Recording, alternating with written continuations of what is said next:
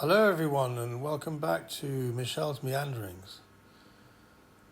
Today's blog takes us to Brighton, a city on the south coast of Sussex in England, and it's a wonderful spot for quick day trips but also for longer stays if you want to discover the landscape and the seascape around Sussex.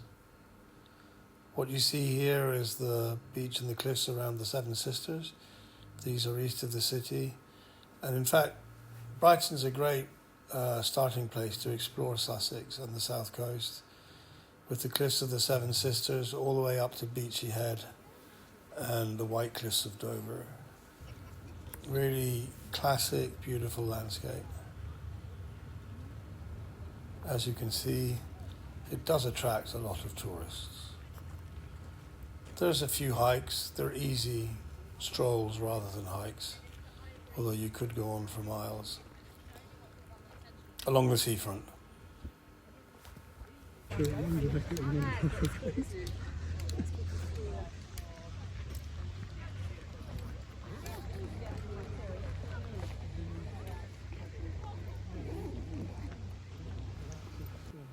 There are no trains along the south coast, or only very slow ones and inland, so you either need to take a bus, and it can be quite fun because you can get a double-decker and view the landscape, but obviously it's a little bit slow, or you make your own way with car.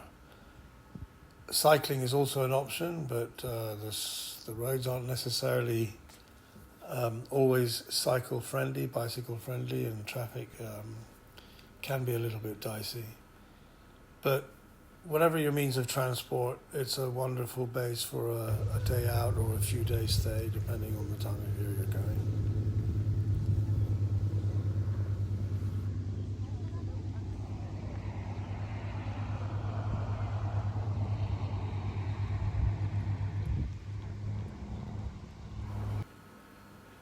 Some people have heard of Brighton as London by the sea, and I think there's several reasons for that. First, it's very close. It's barely 50 miles, barely 80 kilometres away, easy to get to, an hour by train. Knowing British traffic, much longer by car, but those are the British roads and the British traffic. But another reason is that it is genuinely a forward-thinking cultural centre, hive of activity, a great batch of restaurants and theatres, and a really thriving music scene. And we don't often plug places, but there's a Korean-Japanese restaurant with an astonishing quality of fresh foods from both gastronomic traditions. Sushi. Here we've got a seafood omelette.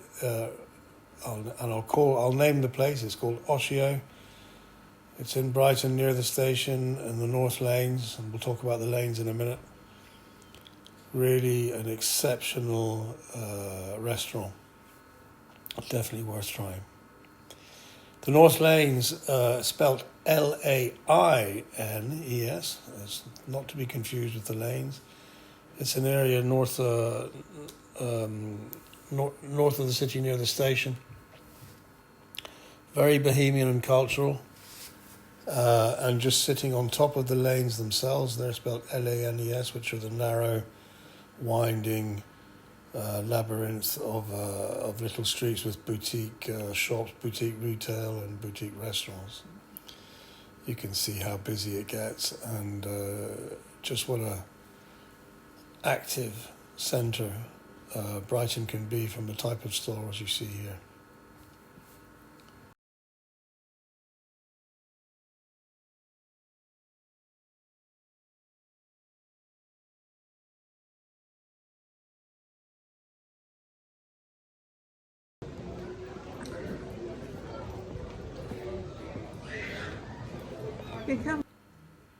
Umpteen coffee shops, like there are in most British cities nowadays, with a huge selection of cakes and biscuits and pastries. Coffee can be of varying quality. But we generally were quite happy with what we found.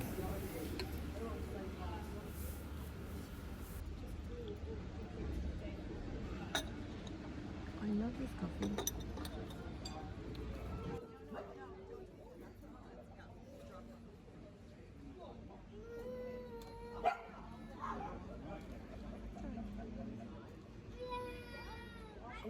We didn't go line.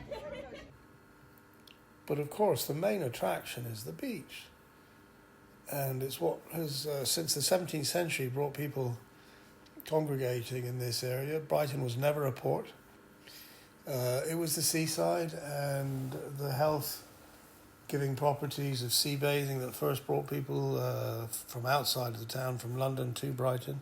And now it's a very popular seaside destination. Those of you who are used to Mediterranean beaches might be a bit surprised about the attractiveness of this place, because the beaches are shingle and pebble, and the water, of course, is cold. It's basically the English Channel, and you can imagine the traffic that's going through all day up there. The beach was always the centre of attraction in Brighton, and the source of the city's interest, first becoming popular under the Regency period, when George IV made it his second home, built the pavilion, went there frequently, and attracted obviously a lot of other followers to Brighton. And then later, during the Victorian period, when the beach really came into its own, they built the piers, they built the Grand Hotel and several other Victorian edifices that are still, you can still see today. So some of it's become a bit derelict. The West Pier has fallen into disrepair. There's barely any metal left. I think it was closed to the public already more than 50 years ago. And it's a bit of a shame, because it does look like a bit of a ruin from the beach. But the other pier is still an attraction. It's kind of a fun fair place. And the Georgian architecture on the seafront is of interest, even if the arcades down below definitely need rehabilitating. Going back further inland, there's a few hikes, and the most important and the most interesting stroll, it's more of a stroll than a hike, is the walk to Devil's Dyke.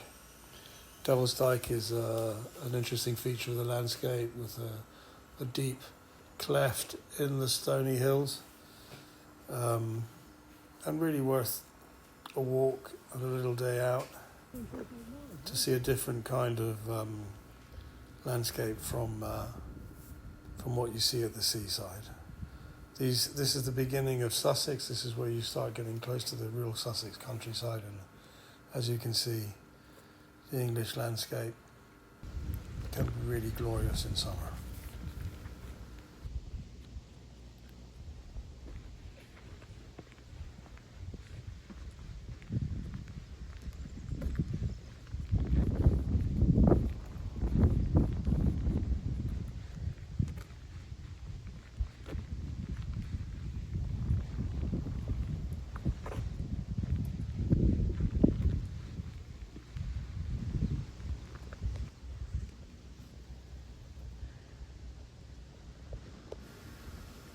Brighton's neighbour, Hove, has always been sort of the hidden sister to Brighton, but it really is part of the same urban conurbation. And in fact, in 1997, both towns were joined administratively to form the city of Brighton and Hove. And today it's just one urban centre. It's known mainly for its arty media, Not filming this, and theatre and cultural inhabitants, but there's more to Brighton than that. There's a number of major employers, and obviously the universities. So the University of Sussex itself, based out east on the way to Falmer, and the University of Brighton, which is quite a big conglomerate of universities. Here's Devil's Dyke. You can see the cleft in the landscape. As I say, well worth a hike. And the other feature of Brighton, it's got a famous LGBT community. And it still is a great source of cultural activity, especially music. Used to be a place where the mods and rockers would beat each other up in the 50s. Then it became a centre for great rock and pop music with concerts at the Alhambra. Some of the old timers will remember those. And still today, a thriving music and cultural scene, whether drama, art, music, well worth watching, well worth going to. So we highly recommend Brighton and take the first opportunity to go there. Thank you for watching and see you again soon.